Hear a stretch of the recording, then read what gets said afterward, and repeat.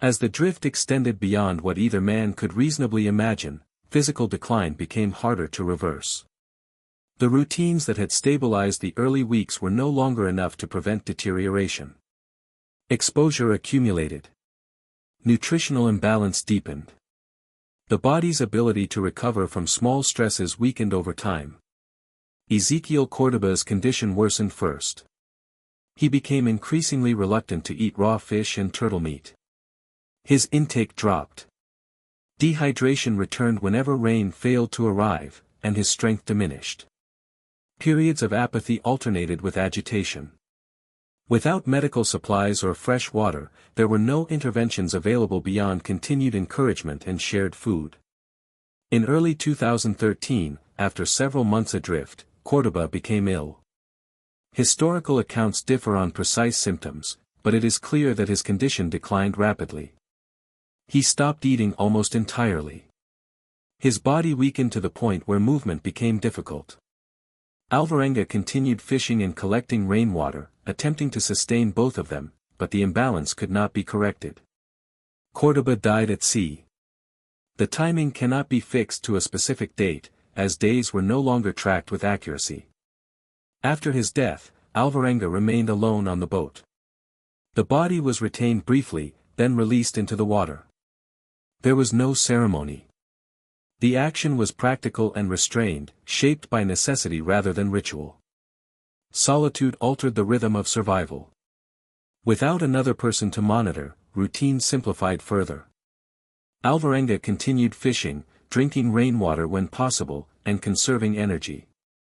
The absence of conversation and shared observation intensified isolation. Time stretched without reference points. Months passed without clear distinction. Physically, Alvarenga endured severe weight loss and sun damage. Mentally, he relied on repetition and task focus. There were no escape attempts that could alter the drift. The boat remained intact but directionless. The ocean continued to move him westward, day after day, without interruption. Once the engine failed and the coastline disappeared, time began to lose its usual structure. Days were no longer measured by departure and return, or by the rhythm of work followed by rest on land. They were measured instead by light and darkness, hunger and thirst, and the slow, constant movement of the sea. The supplies on board were limited and never intended to last. A small amount of drinking water had been packed for a short trip. Food consisted of basic provisions meant to supplement whatever fish they caught. Within days, it became clear that rationing would not be enough. The men could not predict how long they would be adrift, and there was no clear strategy for rescue.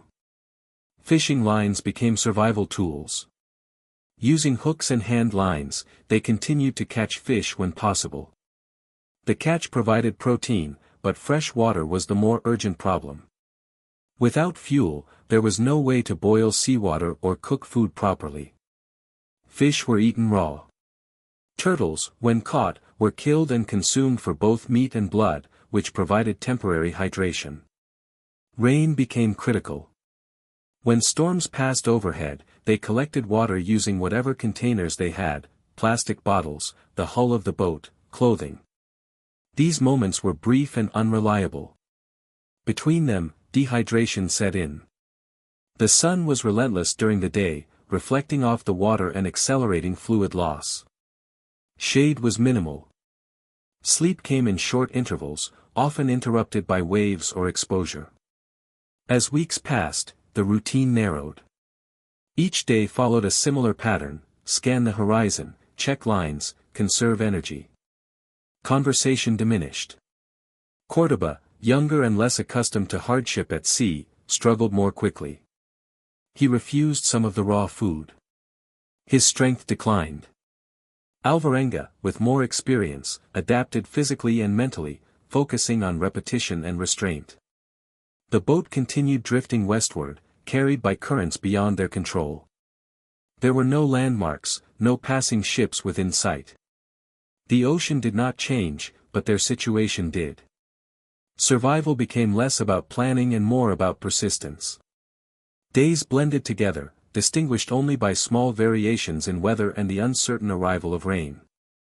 The fishing trip began without urgency.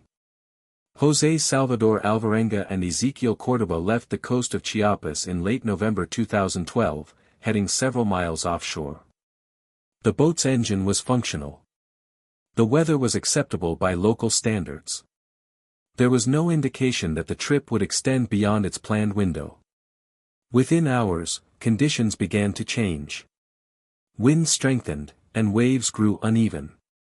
The skiff, designed for nearshore work, was not built to handle prolonged exposure to rough water.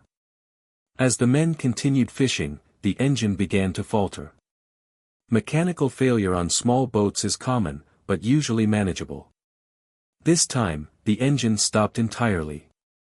Without power, the boat lost its ability to maintain position or direction. Attempts to restart the motor failed. Communication equipment was limited, and there was no reliable way to call for assistance. The anchor was ineffective in deep water. Once the lines were cut loose, the skiff began to drift. At first, the movement felt slow. The sea appeared calm enough to suggest that help might still arrive. But ocean currents off the Pacific coast moved steadily westward.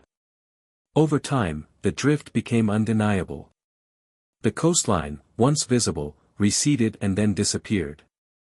With nightfall, navigation became impossible. There was no land to steer toward, no engine to correct their course. The boat was no longer traveling by decision. It was being carried. The point of return had passed without ceremony, marked only by the steady pull of water and the absence of shore. José Salvador Alvarenga was born in El Salvador, a country with a long relationship to the sea but limited economic opportunity along its coast. By his early 20s, he had joined the steady flow of men moving north in search of work.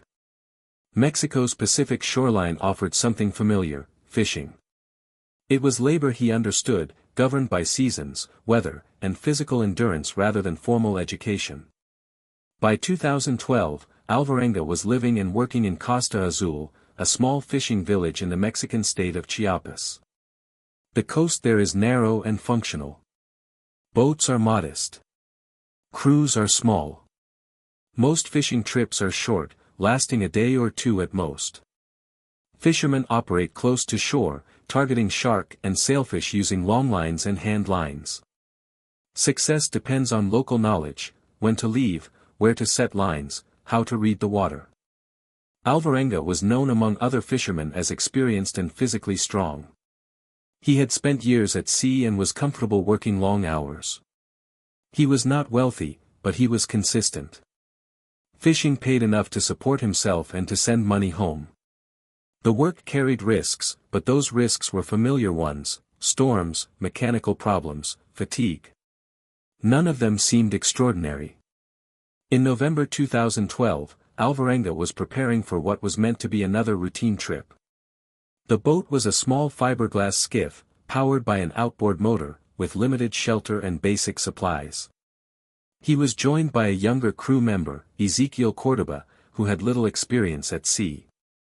The decision to take him along was practical. Crews were often assembled informally, based on availability rather than training. The plan was simple. They would fish for sharks several miles offshore, remain out overnight if necessary, and return with their catch.